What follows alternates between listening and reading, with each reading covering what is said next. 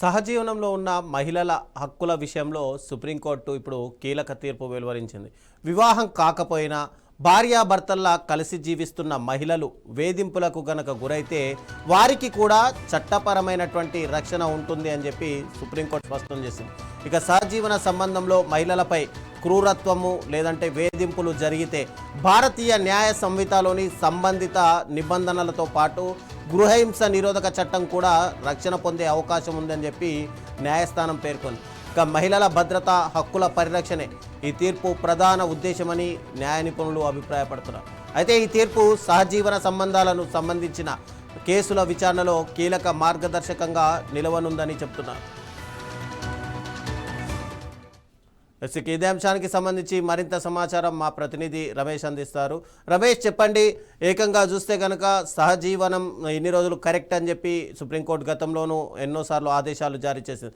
ఇప్పుడు సహజీవనంలో ఉన్న మహిళలు గనక ఏదైనా హింసకు పాల్పడినా లేదంటే మహిళలపైన క్రూరత్వంగా ప్రవర్తించినా కూడా ఇది కూడా గృహహింస చట్టం కింద పెట్టొచ్చు అని చెప్పి సుప్రీంకోర్టు ఒక సంచలన తీర్పు వెళ్ళింది.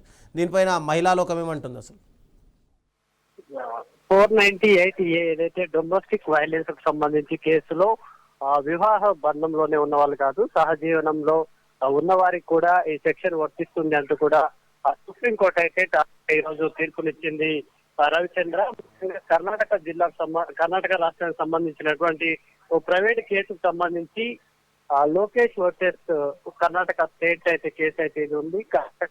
హైకోర్టులో ఇచ్చినటువంటి తీర్పును సుప్రీంకోర్టులో లోకేష్ అనే వ్యక్తి కూడా చేయడం జరిగింది. దీనికి సంబంధించి ఈ రోజు ద్విసభ్య బెంచ్ కూడా తీర్పులు ఇవ్వడం జరిగింది. ఇందులో ఏదైతే ముఖ్యంగా లోకేష్ పై ఒక అమ్మాయి ఏదైతే కేసు పెట్టడం జరిగింది, ముఖ్యంగా అతనికి అంతకు ముందే వివాహమై పిల్లలు ఉన్నప్పటికీ కూడా పెళ్లి కాలేదు అనే విధంగా తనతో సహజీవనం చేయడం జరిగింది. దాంతో పాటు డబ్బుల కోసం, అదేవిధంగా ఆస్తి కోసం తనని ఇబ్బంది పెట్టడం, అట్లాగే క్రుయాలిటీ, దాంతో పాటు డబ్బులతో పాటు ఆమెను హత్య చేసేందుకు కూడా ప్రయత్నం చేశారనేది కూడా తీవ్రమైనటువంటి అలిగేషన్లు నమోదు చేస్తున్న నేపథ్యంలో దానికి సంబంధించి కేసు విచారణలో భాగంగా లోకేష్ తరఫున న్యాయవాది సాధించడం జరిగింది. వారిద్దరికి చట్ట ప్రకారం పెళ్లి కాలేదు, అయితే భార్య భర్త కూడా కాదు అనేది కూడా కోర్టు దృష్టికి అయితే తీసుకురావడం జరిగింది. ఆ పరిస్థితులలో సుప్రీంకోర్టు కూడా ఈ కేసును క్షుణ్ణంగా పరిశీలించి ఏదైతే వివాహానికి సంబంధించి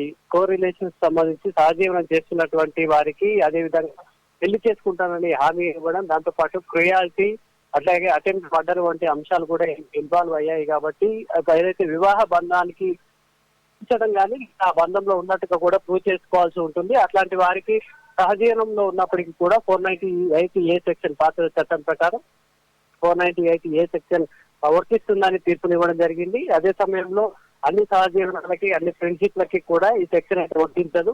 మెయిన్లీ మ్యారేజ్, ఇంటెన్షనల్లీ మ్యారేజ్ చేసుకుంటామనే ఒప్పందం చేసుకోవడం కానీ లేదా పెళ్లి చేసుకున్నట్టు రిలేషన్స్ సంబంధించి కూడా ప్రూవ్ చేసుకోవాల్సి ఉంటుంది. ఎవరైతే మహిళ ఈ 498 సెక్షన్ కింద రక్షణ పొందాలనుకుంటుందో ఆమె అంశాన్ని ప్రూవ్ చేసుకుంటే ఈ సెక్షన్ వర్తిస్తుంది. సభ్య బెంచ్ అయితే ఈ రోజు తీర్పునిచ్చింది. Ravichandra, thank you Ramesh.